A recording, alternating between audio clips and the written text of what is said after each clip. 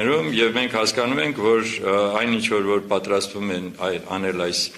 այսօրվա իշխող խմբակը, դա նշանակում է, որ իրոք Հայաստանի Հանրապետությունը իրենց օրոք չունի ապագա։ Մեր առաջարկը հետևյալն է ընդդիմադիր դաշտին։ Մենք դիմելու ենք բոլոր ընդդիմադիր իրենց հռչակած քաղաքական միավորներին, որովհետև ոչ թե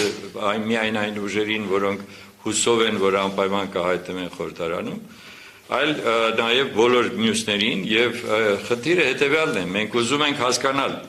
պատրաստ են իրենք արդյոք միասնաբար գոնե մի քանի կետ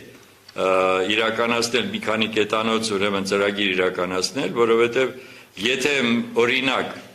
եթե մենք միասնաբար չենք վերահսկելու ընտրությունների ընթացքը եւ մենք չենք կարողանալու ապահովել 100% այն արձանագրությունները այդ օրվա վերջում, ապա բոլորս հասկանում ենք, թե ինչ կեղծիքներ հնարավոր են եւ հասկանում ենք, թե ինչպիսի նկարչություն է լինելու նաեւ դրա արդյունքում։ Ուստի առաջին խնդիրը մենք այդ ենք համարում եւ երկրորդը նույնպես մենք գտնում ենք, որ այսօրվա դրությամբ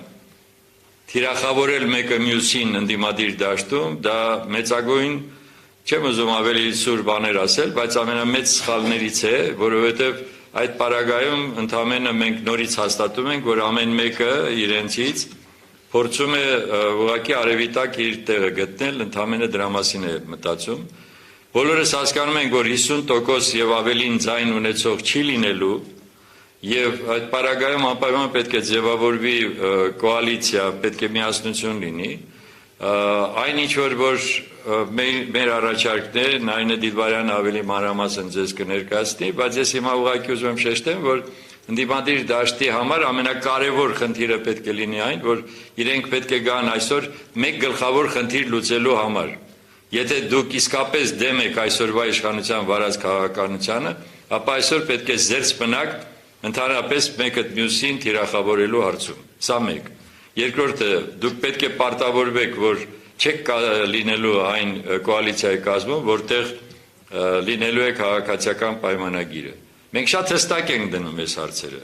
Եվ երկրորդը, նույնպես պետք է իհարկե բոլորդ միասնաբար